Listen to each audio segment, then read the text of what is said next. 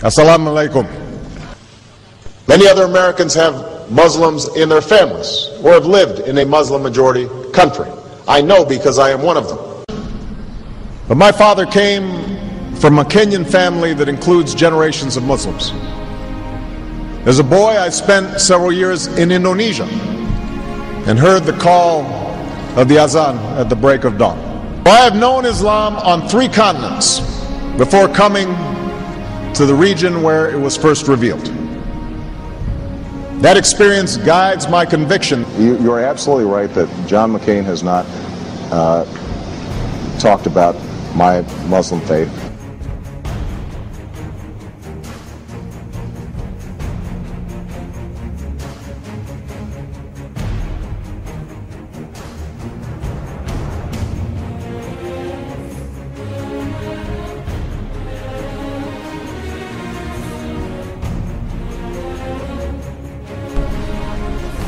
As the Holy Quran tells us, the Holy Quran teaches that, the Holy Quran tells us, and the Holy Quran also says,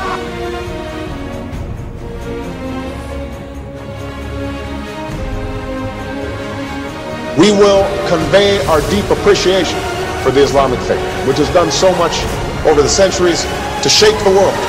I would like to speak directly to the people and leaders of the Islamic Republic of Iran. Their great and celebrated culture. Over many centuries, your art, your music, literature, and innovation have made the world a better and more beautiful place. We know that you are a great civilization, and your accomplishments have earned the respect of the United States and the world. I also know civilization's debt to Islam. It was Islam at places like Uluzala that carried the light of learning through so many centuries, paving the way for Europe's Renaissance and Enlightenment. It was innovation in Muslim communities that developed the order of algebra, our magnetic compass and tools of navigation, our mastery of pens and printing, our understanding of how disease spreads and how it can be healed. Islamic culture has given us majestic arches and soaring spires, timeless poetry and cherished music, elegant calligraphy, and places of peaceful contemplation. They have fought in our wars, they have served in our government, they have stood for civil rights, they have started businesses, they have taught at our universities, they've excelled in our sports arenas, they've won Nobel Prizes, built our tallest building, and lit the Olympic torch. And when the first Muslim American was recently elected to Congress, he took the oath to defend our Constitution using the same Holy Quran. In ancient times and in our times, Muslim communities have been at the forefront of innovation and education.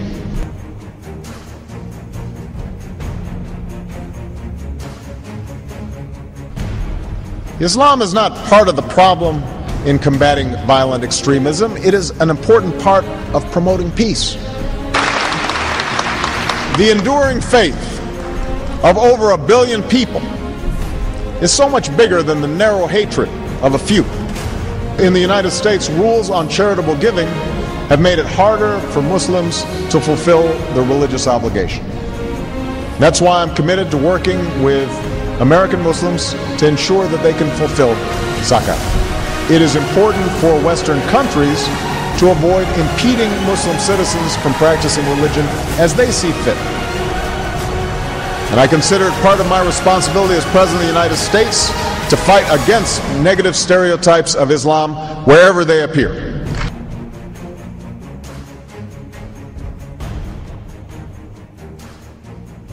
We are no longer a Christian nation. We do not consider ourselves a Christian nation. The United States has been enriched by Muslim Americans. Since our founding, American Muslims have enriched the United States. Islam has always been a part of America's story. There is a mosque in every state in our union, and over 1,200 mosques within our borders. One of the points I want to make is that if you actually took the number of Muslims Americans, we'd be one of the largest Muslim countries in the world. Let there be no doubt, Islam is a part of America.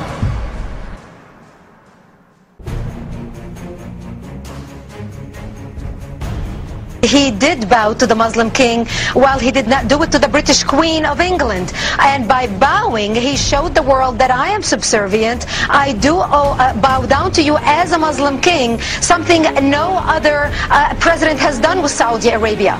The Saudi king is his peer. He is not his subordinate in order to bow for him. And this is exactly what Obama did. Usually it is out of respect that someone would nod his head when bowing to royalty, and the ladies will give curtsy.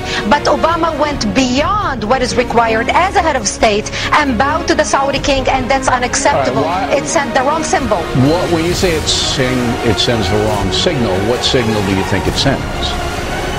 It sent a message that Islam is superior to any other master or king or president in the world, that an American president bowed to a Muslim king. It also sent a message that terrorism and jihadism is giving Islam the respect it should have on the world stage, to the point that it made an American president, for the first time in history, bow to a Muslim king.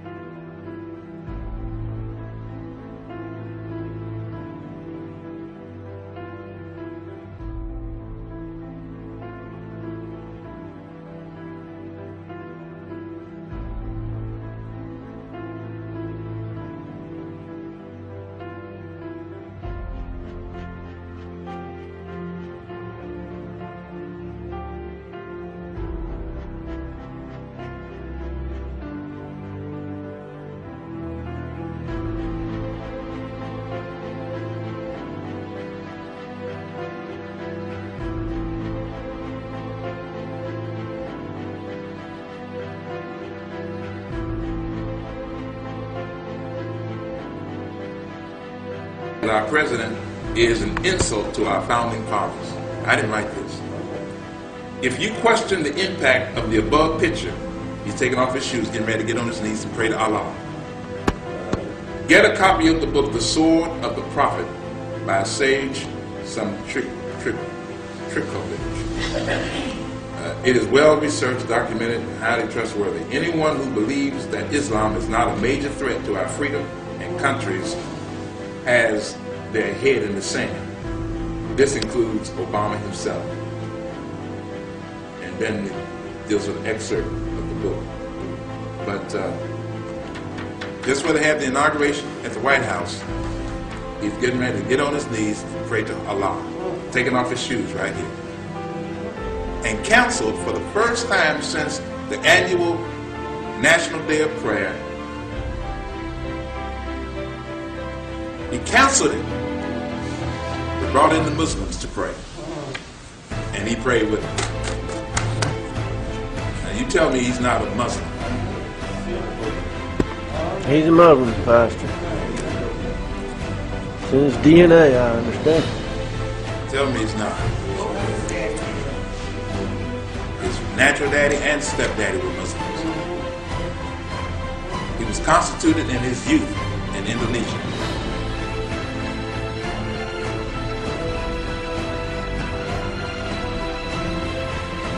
Lest we get on our high horse and think this is unique to some other place. Remember that during the Crusades and the Inquisition, people committed terrible deeds in the name of Christ. In our home country, slavery and Jim Crow all too often was justified in the name of Christ.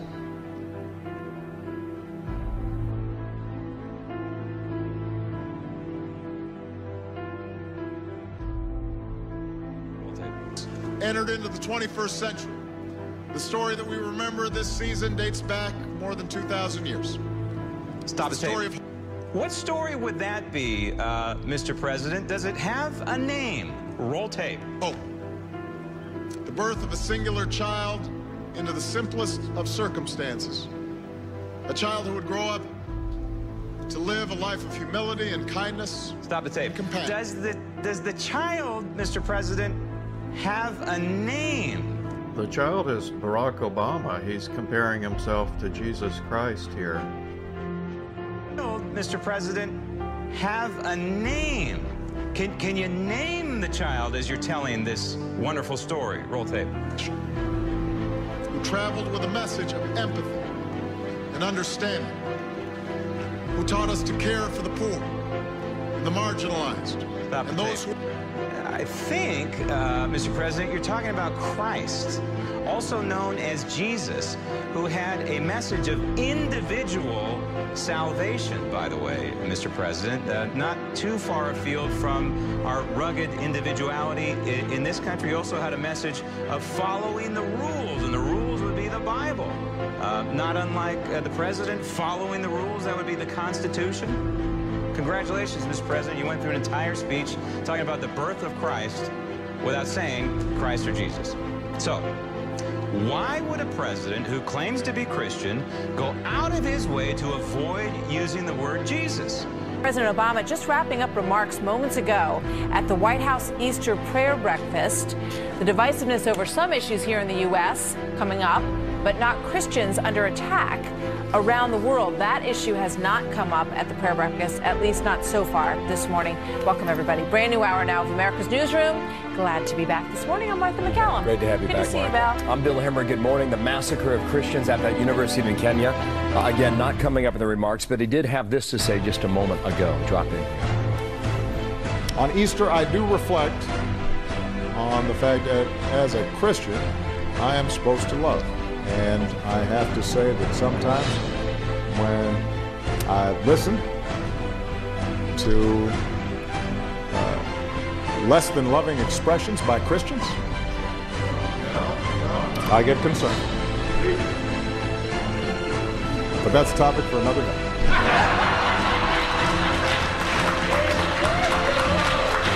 Where there is injustice, I was about to veer off.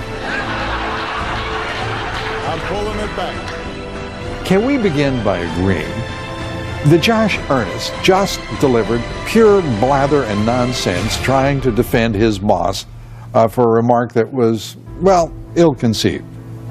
No, I don't think it was blather. He seemed to hesitate, and of course later they put out all sorts of Twitter traffic indicating, hey, let's be clear, we knew it was anti-Semitism and we've never moved from that position. But I think the fact that he was so hesitant, it just opened the door to people to be critical and to suggest that the president didn't know that it was a kosher deli and that it was aimed at the Jewish community in Paris. I think even the biggest Obama critic would have to say, hey, wait a second, hold on, he knew that.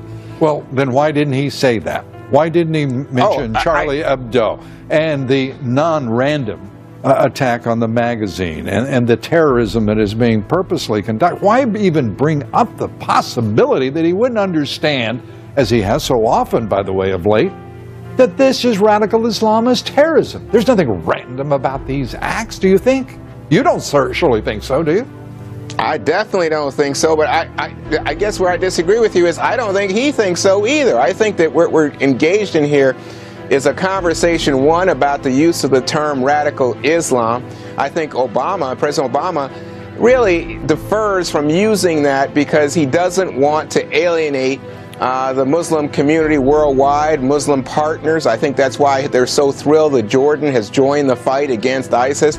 They want to be clear. They're not engaged in a religious war, a war on Islam. They're engaged in a war against a terrorist element. President Obama refused to acknowledge last night that Islamic extremism is even a thing. Instead, he said the greatest threat facing America is climate change. Well, okay, Mr. President, let's talk about climate change for a moment. What do you think is going to happen to the ozone when Al-Qaeda explodes giant nuclear bombs in American cities? Good luck growing those radioactive butter beans. The fact is, President Obama is in denial. and he's putting the lives of our families in jeopardy. The latest Fox News poll, 64% of Americans say the threat from radical Islam is increasing. And yet this administration won't even acknowledge who we are at war with, out of either stupidity or cowardice. Who knows? You see, in the president's world, the attack on Fort Hood was workplace violence. Well, maybe he would have called what happened on 9/11 an aviation disaster. Who knows? But let's be clear here. Baptists are not beheading journalists. Lutherans are not stoning women. Catholics are not slaughtering cartoonists. The president may not declare war on radical Islam, but radical Islam has declared war on us. A huge topic over the last week, the president's refusal to call radical Islam. Will not say it, can't get those words out of him. Pat, what is going on with that? Well, I believe that he has a particular worldview, that his own belief in his own infallibility and genius. He knows better than He knows better than everyone. He has decided. For him, this is very personal for some reason. His first instinct every time is, as he said in the speech, we have to protect Muslims. We have to, he sets up the straw man, we're not at war with Islam. Nobody has suggested that. We have suggested we need to get the countries. Yesterday, by the way, the head of the university, the top in Egypt, the imam, who is the senior Sunni leader of the Sunnis, gave a speech talking about the need for moderate reform in the religion, following the president of Egypt's advice. You would think the president could, but he doesn't. All right, Martin, you got a thought? So yeah, well, I guess my question is, flawed or not, what would be the thinking to not use the term? What would be the motivation? Would it be something to speak of the modern nations, to not want to make it difficult for them domestically to sell the idea that they would side with America or help build a coalition? Is there any logic that you can think of that would have occurred in a conversation? Okay, the logic that Doug and Pat and I had the other day, and you were on the phone call, was this, which is we're 1 month away from this Iranian nuclear deal being completed by the 24th of March, and this is what Obama and Kerry want more than anything. And they don't care what the deal is, they just want a deal, even if it's a bad deal. And so they don't want to offend the mullahs in Tehran. So they go and they won't say a negative word about Islam, even radical Islam, and they dump all over Israel at the same time to get an agreement. And what they're doing with Iran is really scary, trying to enlist them as an ally. I mean, you want to get in bed with a rattlesnake and give them the ability to have nuclear weapons, which I'm convinced they're going to do. The Sunni nation, because that is a Shiite country, and it's surrounding the Sunni nations. It's taken over Yemen. It's the largest state sponsor of terrorism, and they want a nuclear bomb. And this is the greatest sellout. I would predict to you, this is the greatest sellout of American security ever. In the history. We don't have a lot of time. I got another naive question, but go on. Well, what about the idea that last week, is if the president does what he did 2 days in a row where he gave these speeches that everyone reacted to in a way that sort of Pat suggested, why can't you say this? How can you be so oblivious to what everyone else seems to see as real?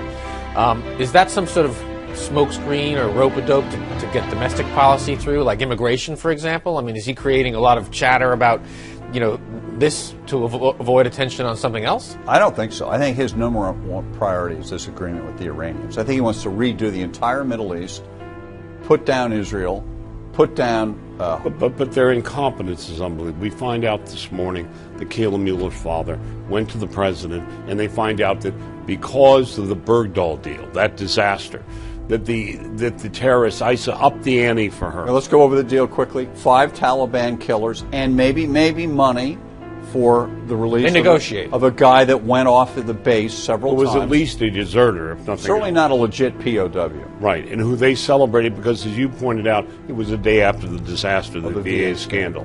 But the consequence of that for Kayla, this is an administration that has no sense of consequences. And one of the consequences of not identifying your enemy is that you can't have a strategy to deal with it. Right. But would you call the killers Islamic terrorists? It's not necessarily that simple of an answer.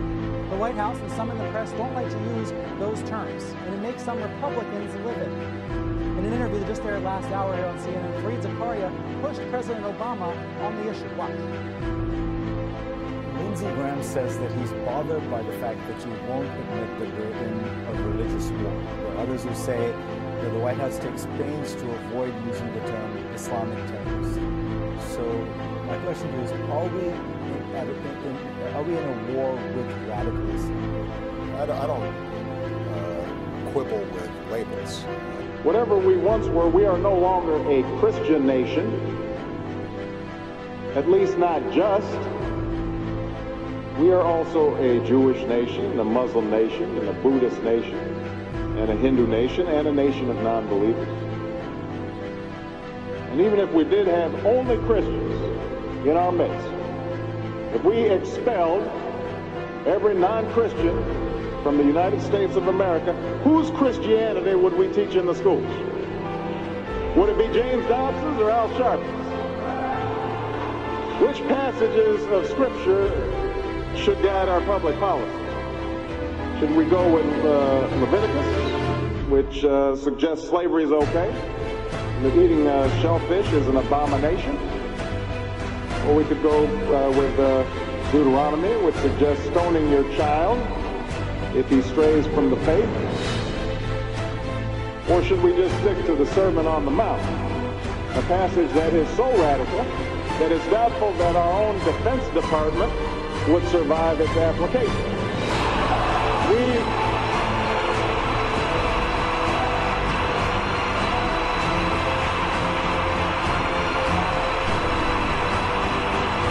Well, before we get carried away, let's read our Bibles now. Folks haven't been reading the Bible.